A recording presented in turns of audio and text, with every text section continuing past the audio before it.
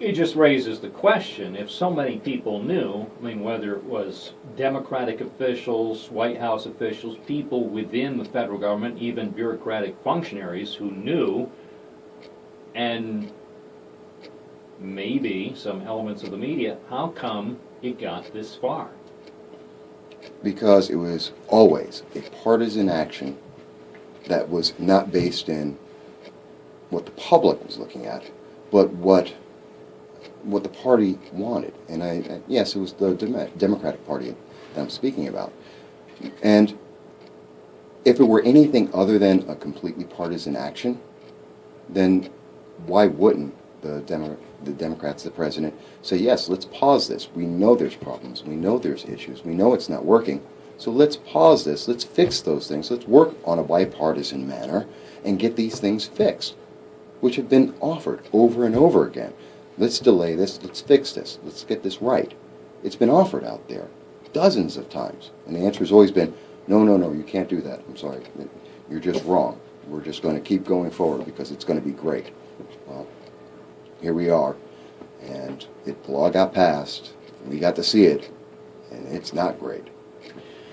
So here it is, late November. The government probably in a week will release some additional information. They claim the website may be working for maybe 80%. They say that's their current goal. 80% of the people who want to sign up for Obamacare starting in early December, if they can do it successfully, they'll, I guess, view that as something of a success. But it sounds as though they're desperate to try to redefine success.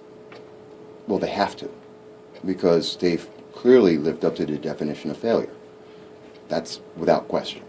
And going forward, we're still, even if they can get this website up and running, which most estimates and most experts say at this point probably won't happen. And even if they make the effort to go forward, this is a mess. It's still going to be a mess. There's still problems. What can Republicans in Congress do? I mean, we have a messy situation. The clock is ticking.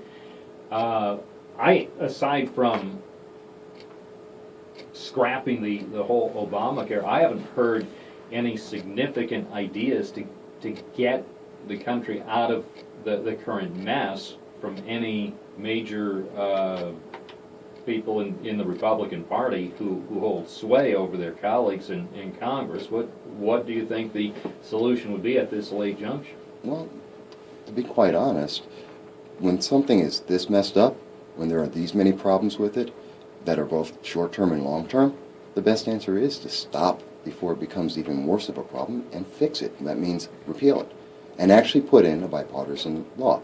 How about we deal with something that actually does affect the cost of health insurance, which Obamacare doesn't? You want to have competition? Let's make it interstate. If there's a policy in Alaska that qualifies for New York State, why can't I buy that? You want to promote that competition for the pricing? That works. How about we put a cap on the malpractice lawsuits, which is one of the highest cost increases on policies, healthcare policies, year over year. Obamacare doesn't touch that. Obamacare is catastrophic health that is paid for by the young and the middle class for those who are in desperate need. And I understand that. We need to help those people. But let's at least be honest about what it is, and let's be honest about what it doesn't do. It isn't health insurance for everyone. It's catastrophic insurance because the government said you have to have it, and you don't get a choice. Speaking of Michael Vasquez, who's planning to challenge Republican Congressman Richard Hanna next year, what other areas do you think will prove to be vulnerabilities for Mr. Hanna? You mentioned that perhaps inconsistencies in his voting record. What else do you think will resonate with people in this district, which includes a fairly big swath of upstate New York, including the Binghamton area? Drones are a huge issue. Right now, Mr. Hanna is part of the drone caucus, and their goal is to take the same kind of drones that we have overseas that are spying on our neighbors and everyone else in the world, and we're going to use them here in the United States. There are some good applications for it. Police applications to help find people that are criminals, evading the law, to help people who are in fires, in buildings. But as we've seen with the NSA, as we continue to see with the NSA, there are abuses that our government will do. And there are no laws that deal with the drones at all. The Drone Caucus, they have a 5-point plan that's up on the internet. You can look it up yourself. It has nothing to do with, let's put in place a law that restricts the way the government will use this, that puts a limitation on them so they can't abuse it. You want to, and the goal is, and as it's reported, is we want to bring in drones into New York State to gain 2,000 jobs. 2,000 jobs. That's not enough to change the unemployment rate in most of the cities in New York State, let alone the entire state. But we're going to sell our Fourth Amendment rights for that. That, I believe, is a big issue, and it hasn't hit big yet. We'll give it a little time. I think people are going to say that. What type of restrictions would you propose? I believe that we have to have some of the same restrictions that we have, that the Amash Amendment, which Mr. Hanna voted against, states that other than the use for an active crime or an emergency service to save someone's life, the government does not have the right to use a drone to investigate regular average citizens. Because right now, if they wanted to, they can park a drone in front of your living room in the middle of the night or your bedroom and tape everything. Because there's nothing on the books. There's no laws that say they can't. That's violating the Fourth Amendment. Is there already drone abuse here in the U.S.? It's unclear. We know that the FBI director has said that they are using drones in the United States. How they're using it, he never told Congress. What have they done with it? He hasn't told Congress. So I have to say that if the NSA has already, without telling Congress or anyone else, that they were going into every phone record and every internet record, I would tend to believe the FBI might be using it a little bit illegally as well. But I can't say that for sure. How are things going as you work to raise funds for your planned campaign? That clearly is probably one of the toughest challenges for anybody who wants to face an incumbent member of Congress. Oh, it is. It is always a challenge.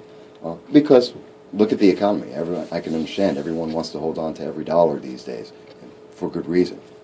But I believe that until we can lower the corporate tax rates and the personal tax rates, which would help actually stimulate the economy, I think that my campaign's not going to be based on being a millionaire. I'm not. I'm a regular average guy. I work a regular job. I believe that as people come together and they go, okay, I've got $20, I've got $25, I've got $100 I can put in, that pool will be more than enough, only because of one reason. It takes a lot of money to sell a bad idea. It doesn't take a lot of money to tell people the truth and give them the good truth. If people want to learn more about you, how can they do that? I have a website, which is michaelvasquezforcongress.com, and they can go there. They can get donations there, which are secure through PayPal. They can see what I'm up to, and it also links back to all of the writings. I've been writing for about 7 years on political commentary, and this way they can see what I've consistently said on every major and most minor issues that have come up in the last 7 years that's been affecting our nation and also locally. Michael Vasquez, a Binghamton resident who has his eye on a run for Congress, looking ahead to 2014. Thanks for being with us. We'll look forward to continuing the conversation. Thank you, Bob.